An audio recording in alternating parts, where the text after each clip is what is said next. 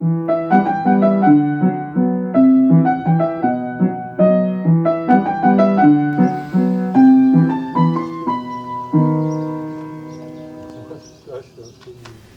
en Grèce, au chantier Ionion Marine, qu'on va retrouver Zboril ce 29 avril, installé dans un berceau de verdure.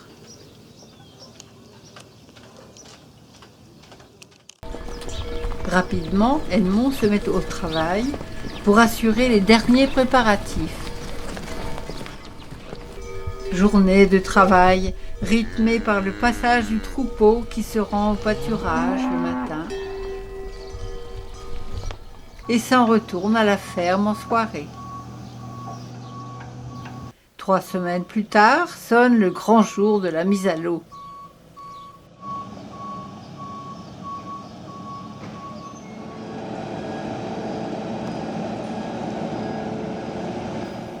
Après un stop à Preveza, le temps de faire l'avitaillement, une escale s'impose à Tranquille Bay où on doit retrouver des amis. Puis c'est le grand départ vers le sud. Alors même si on a déjà fait le tour de Péloponnèse, ça sera un bonheur de s'arrêter au port de Monemvasia et revoir ce merveilleux village médiéval campé sur son rocher. Puis de mouiller pour la nuit à Kyparissia. Dès le lendemain, nous jetons l'ancre à Kyladia, une escale accueillante et sympathique, avec ses bars en terrasse, intéressante pour sa cathédrale qui vaut la visite.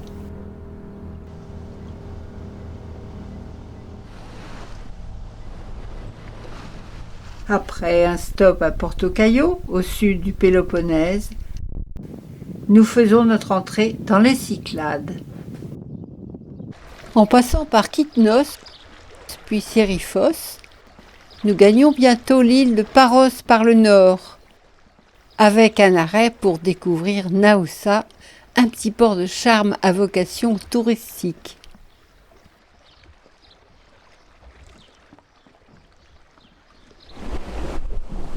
En contournant Paros par le sud, on va bientôt mouiller dans la grande baie de Paroikia. Ville touristique par excellence et porte d'entrée de l'île. Guidés par le son des cloches, nous pénétrons dans la basilique.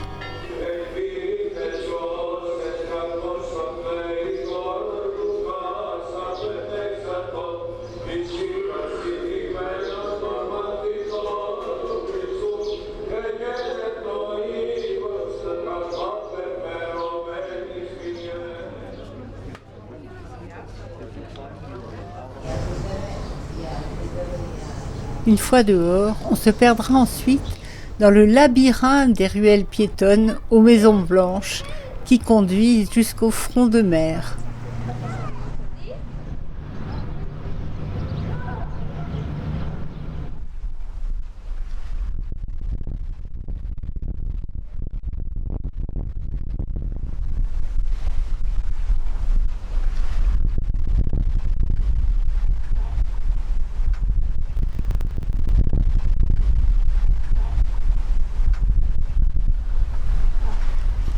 Poursuivant notre route par le sud, nous jetons l'ancre sur l'île de Despotico. C'est alors qu'à la vue d'un temple grec sur l'îlot voisin, on décide de s'y rendre à travers champs pour y découvrir toute une équipe en plein labeur.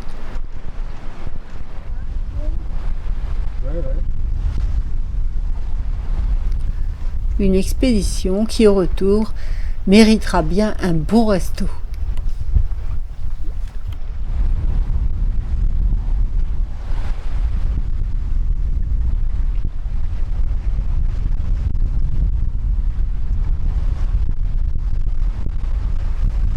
Plus au sud ensuite, profitant d'une pause au mouillage d'Aliki, on ira se mettre à l'écart pour une grande journée de couture sur le Génois. L'escale suivante à Koufonisia sera une nouvelle surprise.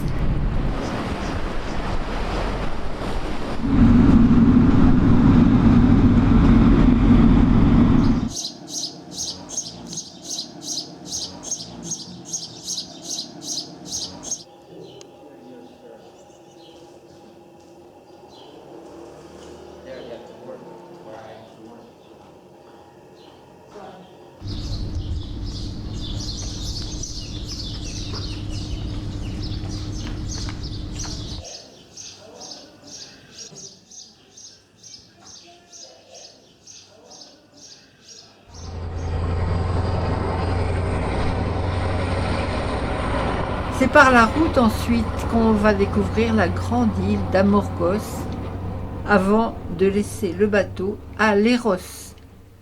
Autant de découvertes qui feront prochainement l'objet d'un second épisode.